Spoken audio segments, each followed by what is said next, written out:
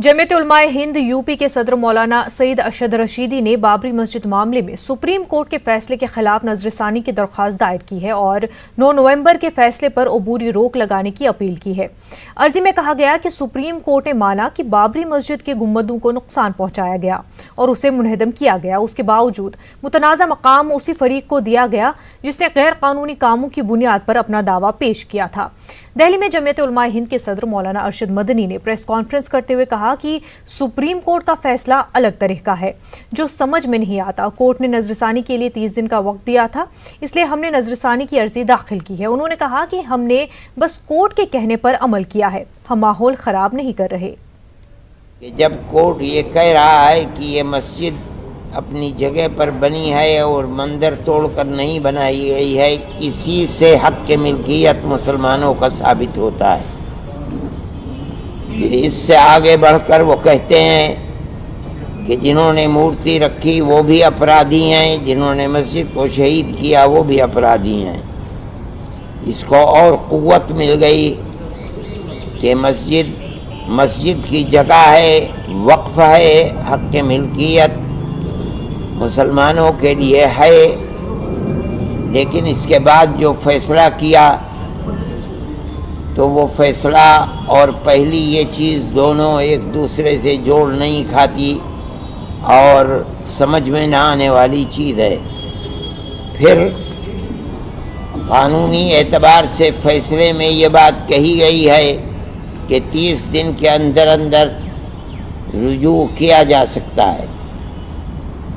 तो चूँकि ये एक हमारा कानूनी हक़ है और इसके साथ साथ ये कोई हमारी अना का मसला नहीं है, बल्कि ये एक मजहबी और मस्जिद का मसला है, इसलिए जमीयत उलमा की वर्किंग कमेटी ने ये तय किया कि हम जहाँ तक जा सकते हैं अपने हक़ के मिल्कियत को हासिल करने के लिए हम वहाँ तक जाएं। ये हमारा इंसानी और शरई हक़ है और फरीज़ा है और कानूनी हक़ है।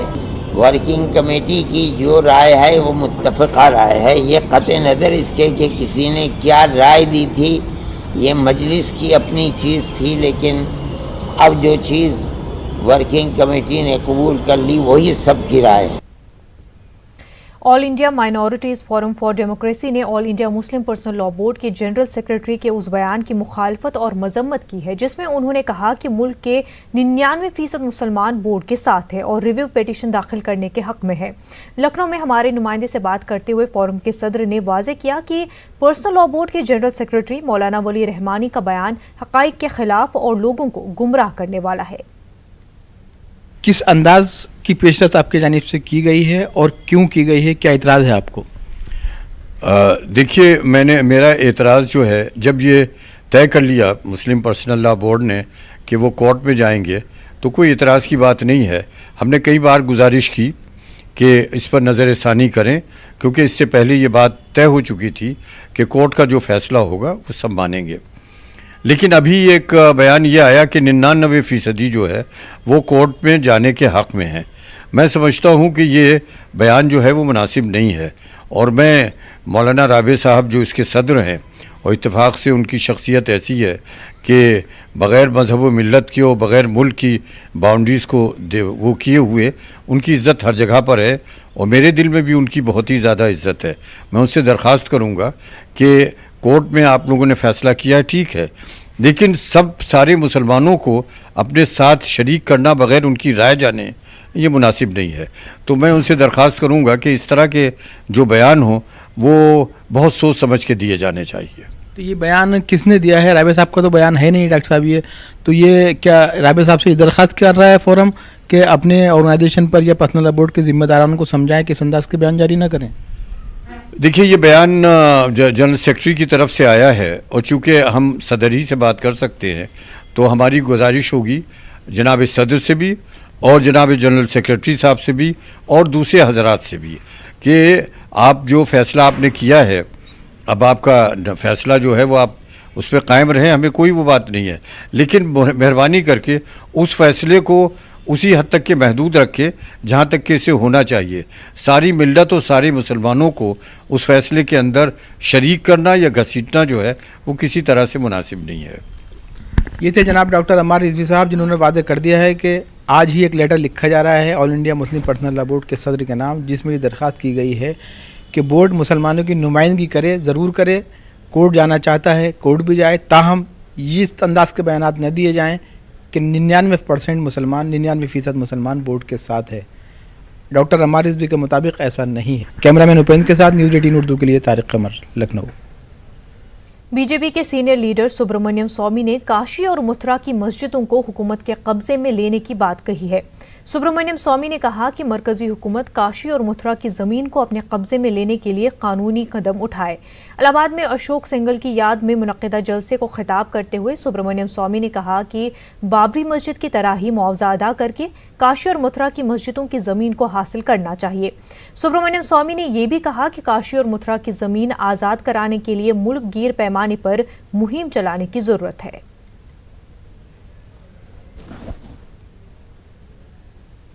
ये कहता हूं कि काशी विश्वनाथ और मथुरा की कृष्ण जन्मभूमि की बनी हुई मंदिर, उन दोनों जमीन की जो जमीन है, उन दोनों मंदिरों की वो जिस जमीन पर बनी है उसका राष्ट्रीयकरण हमारी सरकार कर सकती है, लेकिन उसके लिए थोड़ा वातावरण बनाने पड़ेगी। मुआवजा ठीक से देने से हो सकता है। कई शहरों के नाम बदलने के बाद यूपी हुकूमत ने एक और कदम आगे बढ़ाते हुए दीनी मदारिस से मिलने वाली असनाद के नाम बदलने का फैसला किया है। यूपी के इमदाद याफ्ता दीनी मदारिस की मुंशी, मौलवी और आलिम की असनाद के नाम अब बदल दिए गए हैं।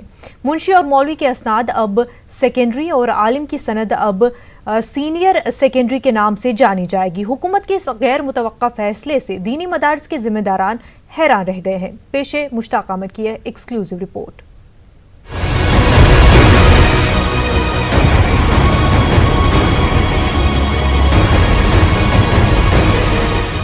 यूपी मदरसा बोर्ड की ज़ेर निगरानी चलने वाले रियासत के 500 से भी ज्यादा इमदाद याफ्ता मदारिस पर एक नई मुश्किल आन पड़ी है।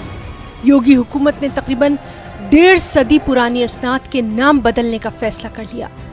मदरसा बोर्ड से मिलने वाली मुंशी, मौलवी और आलिम की असनाद के नाम बदल दिए गए हैं। यूपी मदरसा बोर्ड से इस वक्त 5 असनाद तलबा को तफवीज़ की जाती हैं। इनमें मुंशी, मौलवी, आलिम, कामिल और फाजिल के असनाद शामिल हैं।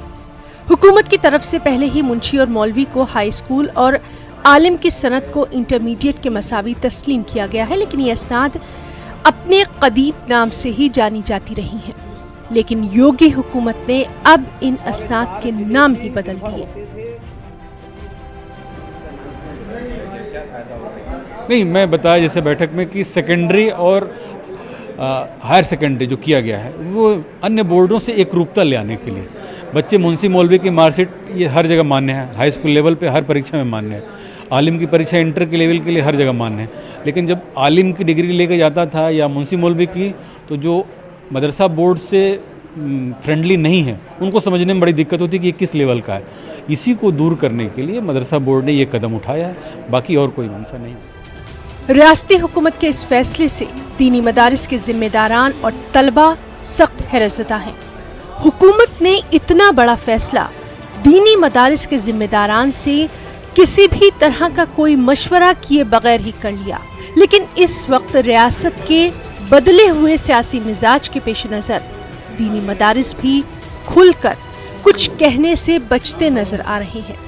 हाँ, अलबत्ता दीनी मदारिस दबे लहजे में ये ज़रूर कह रहे हैं कि इस तरह के इक़दाम से तलबा को कतई कोई फ़ायदा नहीं होने वाला। उनका फ़ायदा कितना मिलेगा? अरे वहाँ भी तो पढ़ के हर साल तैयार हो रहे हैं भाई, वहाँ भी तो इंटर पास करके हाई स्कूल पास करके आ रहे हैं। और फिर हमारा तो एक थोड़ा सिस्टम भी ठीक है, इक्वलिटी दे दी है, लेकिन इक्वलिटी एज इट इज़ तो आप देख नहीं सकते हैं। आप ही जान रहे हैं कि ठीक है आलिम और इंटर बराबर है, लेकिन आलिम में क्या पढ़ाया जाता है और इंटर में क्या पढ़ाया जाता है बहुत फ़र्क है। इसी तरह आगे भी है पीछे भी है, तो उस तरह से आप हर चीज़ में उसके बराबर में नहीं जा सकते।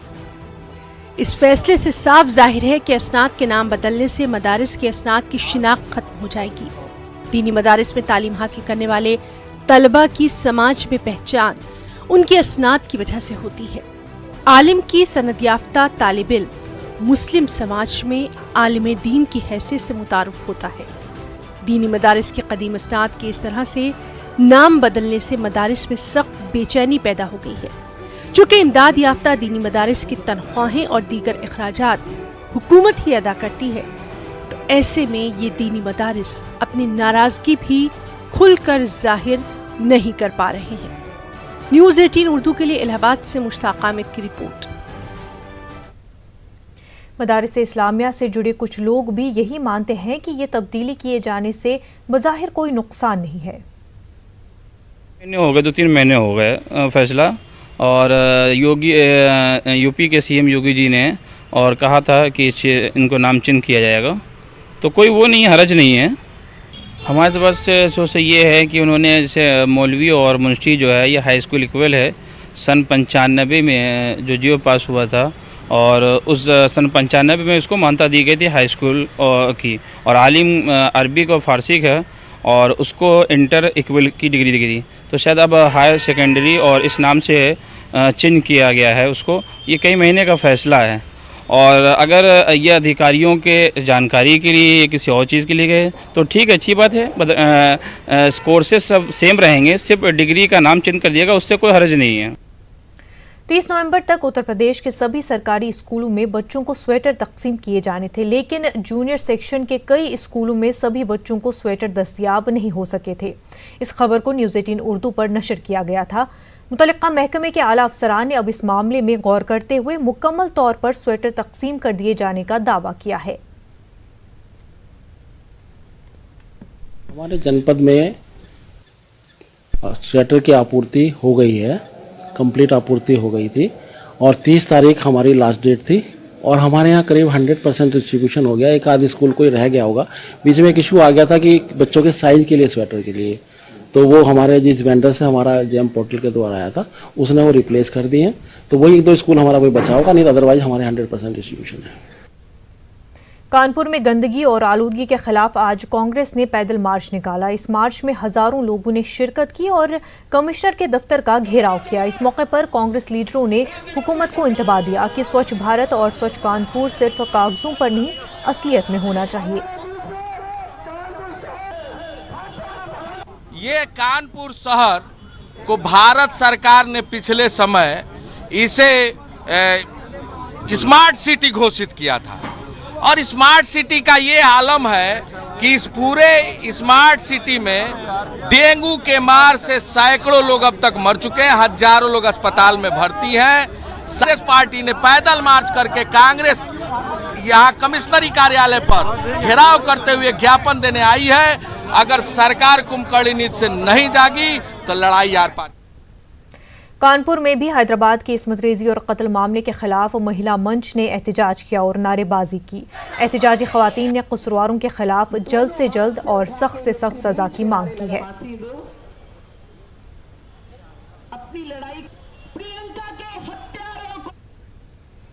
अलीगढ़ मुस्लिम यूनिवर्सिटी के मरकज़ बराए फ़रोग़ तालीम व सक़ाफ़त मुसलमान हिंद के डायरेक्टर को हटाए जाने का मामला इन दिनों सुर्खियों में है। हटाए गए डायरेक्टर ने AMU वाइस चांसलर पर इल्ज़ाम आयद किया है कि उन्हें बाबरी मस्जिद मामले पर सुप्रीम कोर्ट के फैसले पर तबसरा करने के इवज़ में हटाया गया है, जबकि AMU इंतज़ामिया ने इस इल्ज़ाम को बेबुनियाद करार दिया है। अलीगढ़ मुस्लिम यूनिवर्सिटी में मदारिस के फ़ारिग़ीन के लिए मरकज़ बराए फ़रोग़ तालीम व सक़ाफ़त मुसलमान हिंद के तहत शुरू हुआ ब्रिज कोर्स रोज़े अव्वल से ही तनाज़ात से घिरा रहा है। उसके डायरेक्टर प्रोफेसर राशिद शाज़ गुज़िश्ता 6 सालों से इदारे के डायरेक्टर की जिम्मेदारियां निभा रहे थे। गुज़िश्ता दिनों उन्हें ओहदे से बरतरफ कर दिया गया। यूनिवर्सिटी सोचने समझने की जगह होती है, और यहाँ किसी भी मसले पर पाबंदी नहीं आयद होनी चाहिए सोचने पर। एक हुक्मनामा आया था वाइस चांसलर साहब की तरफ से कि अयोध्या का जो मसला है उस पर कोई आदमी ना बोले। मैं ये समझता हूँ कि इंतहाई गैर जमहूरी किस्म का ये फरमान था, जिसको मैंने मानने से इनकार कर दिया, और मैंने उस पर अपने व्यू पॉइंट प्रकट किए और उसके नतीजे में उन्होंने कुछ एक्शंस लिए। लेकिन मुझे इस एक्शन का दुख नहीं है कि मैं अब डायरेक्टर नहीं हूँ। मैं ये समझता हूँ कि मेरे लिए एक ऑनर है। ये इल्ज़ाम पूरी तरह बेबुनियाद है। एक डायरेक्टर की मुद्दत यूनिवर्सिटी के हिसाब से 3 साल के लिए होती है और वाइस चांसलर को ये इख्तियार होता है, ये प्लेजर अपॉइंटमेंट है, वो जिसको चाहे डायरेक्टर बनाए, जिसको चाहे ना बनाए। 3 साल की मुद्दत की जगह उन्होंने 6 साल तक इस ओहदे पर काम किया, लिहाजा दूसरा डायरेक्टर बनाया गया। हिंदुस्तान आज डायबिटीज की राजधानी बन गया है। तशवीशनाक बात यह है कि उसमें नौजवान नस्ल सबसे ज्यादा मुतासिर हो रही है। इन्हीं मसाइल पर अलीगढ़ मुस्लिम यूनिवर्सिटी फार्माकोलॉजी शोबे की जानिब से एक प्रोग्राम मुनक्किद हुआ। प्रोग्राम में मुल्क भर से जमा हुए माहिरीन ने डायबिटीज में इजाफे पर तशवीश जाहिर की और उसकी रोकथाम और इलाज के नए तरीकों पर गुफ्तगू की।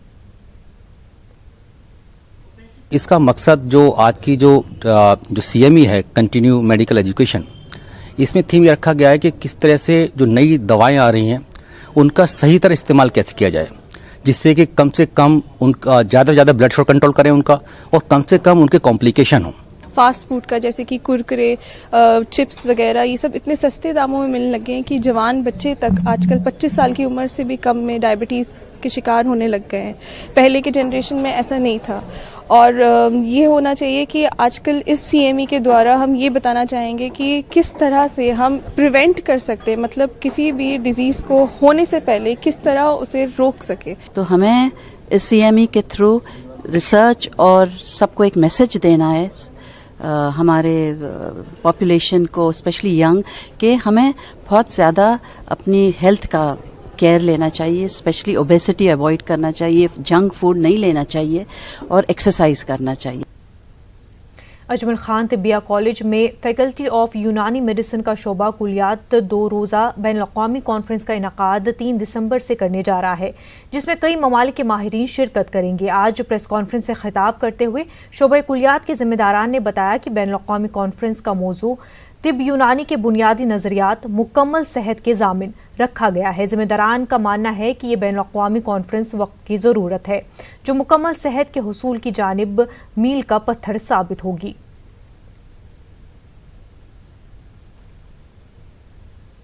NRC को लेकर मुल्क भर से बयानात सामने आ रहे हैं। वहीं अब अलीगढ़ मुस्लिम यूनिवर्सिटी टीचर्स एसोसिएशन ने NRC को पूरी तरह से मुस्तरद कर दिया है। उनका कहना है कि हिंदुस्तान को NRC की कोई ज़रूरत नहीं है। AMU टीचर्स एसोसिएशन ने जनरल बॉडी मीटिंग करके ये फैसला लिया है।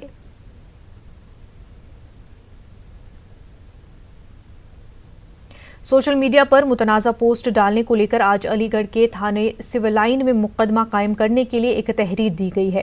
तहरीर ऑल इंडिया मजलिस इत्तेहादुल मुस्लिमीन के यूथ लीडर सईद नाजिम अली की जानिब से दी गई है। उनका कहना है कि सोनू डांगर नाम की एक खातून मुसलसल सोशल मीडिया पर मुतनाज़ा बयान डालकर मुल्क की गंगा जमनी तहजीब को बर्बाद करना चाहती है। उन्होंने मुतालबा किया कि उसके खिलाफ सख्त कानूनी कार्रवाई की जाए।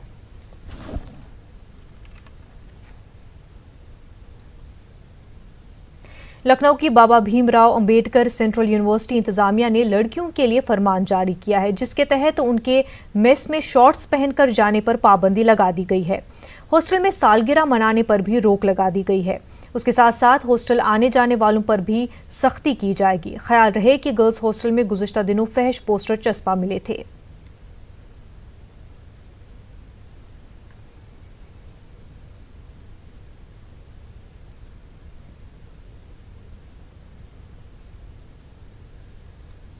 BBA यूनिवर्सिटी इंतजामिया के फैसले पर मुल्क भर से रद्दअमल आ रहे हैं।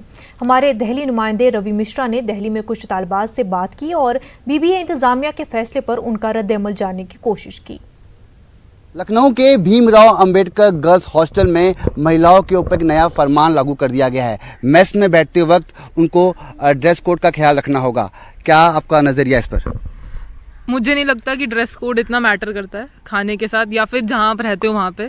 और जहाँ तक बात है कि आपको शॉर्ट्स पहन के नहीं आना, आपको पूरी पैंट्स पहन के खाना खाने आना है, तो ये सही नहीं है। सवाल ये भी उठता है कि गर्ल्स हॉस्टल में जब सब महिलाएं वहाँ मौजूद हैं तो वहाँ ड्रेस कोड का सवाल कैसे खड़ा होता है?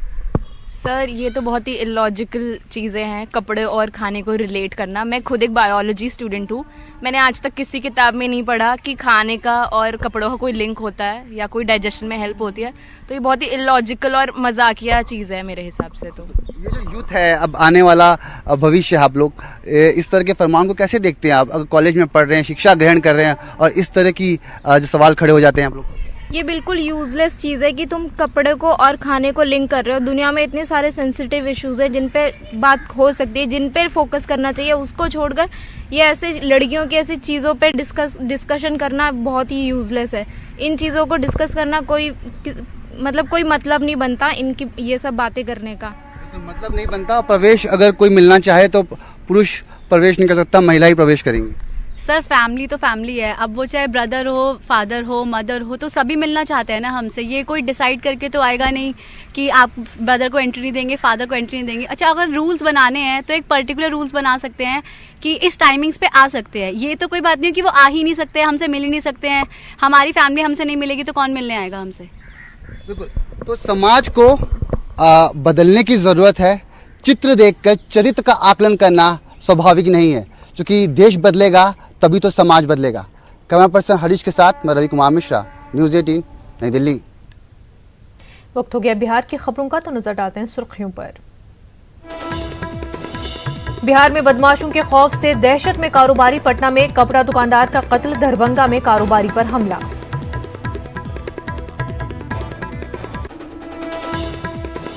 गया में सरेआम पेट्रोल पंप से 8 लाख की लूट, मुखालफत करने पर फायरिंग कर फरार हुए बदमाश।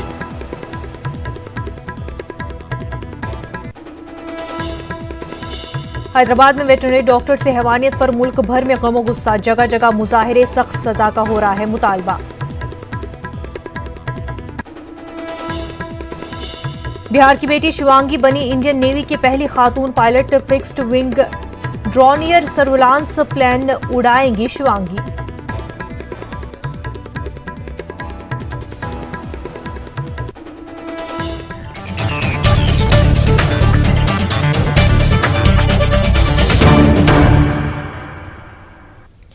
दारुल हुकूमत पटना में बदमाशों ने एक बार फिर दहशत फैलाई है। आज सुबह बदमाशों ने जगनपुर इलाके के 2 पुल्लू में टेक्सटाइल कारोबारी को गोली मारकर कत्ल कर दिया। महलूक कारोबारी की पहचान पटना के एसके टेक्सटाइल्स के मालिक के तौर पर हुई है। कारोबारी हरिहर प्रसाद की पटना के जगनपुरी में चादर, मच्छरदानी और कंबल की होलसेल की दुकान है। बताया जा रहा है कि रंगदारी से जुड़े मामले में ही उस कत्ल को अंजाम दिया गया है। पीर को उनकी दुकान खुलते ही बदमाश पहुंचे और बिना कुछ कहे फायरिंग करना शुरू कर दिया। जख्मी हालत में हरिहर प्रसाद को पीएमसीएच ले जाया गया, जहां उनकी मौत हो गई। लॉ एंड ऑर्डर की स्थिति कि आप भुक्तभोगी हैं, लेकिन देश की संस्थागत व्यवस्था है क्राइम इंडिया। बाकायदे वो पुस्तक बनाते हैं इस देश के किस राज्यों में क्या स्थिति है और उनकी जो कैटेगरीज है क्राइम की, चोरी की, डकैती की, सड़क पर छिनैती की, शेन की, दंगा का, बलात्कार का, हत्या का, डकैती, सभी। मुख्यमंत्री जी ने हाल में ही अधिकारियों के साथ जो संवाद किया और जिस तरह के कड़े निर्देश हैं, अब ये तय है कि अगर कहीं कोई वारदात होती है तो इलाके के अधिकारियों की जिम्मेवारी तय हो रही है और इसलिए शिथिलता बरते जाने के लिए जो भी जिम्मेवार रहेंगे उनके खिलाफ कार्रवाई सुनिश्चित होगी। कुछ घटनाओं को लेकर के हम भी कई बार आहत होते हैं और निश्चित तौर पर जो रणनीति है, जिस तरह से कई फैसले ऐसे हुए जिससे पूरी तरह से कानून व्यवस्था को नियंत्रित किया जा सकता है और उसके बाद अगर इक्के दुक्के घटनाओं के कारण अगर कोई सवाल खड़ा होगा तो निश्चित तौर पर अधिकारियों को बख्शा नहीं जाएगा। गया में बदमाशों ने पेट्रोल पंप से 8 लाख रुपए लूट लिए हैं। डोबी गया रोड पर बदमाशों ने वारदात को अंजाम दिया। फरार होने के दौरान बदमाशों ने फायरिंग कर दहशत फैलाने की भी कोशिश की। वारदात के बाद पुलिस सख्ते में है और इस मामले की तहकीक में मसरूफ है।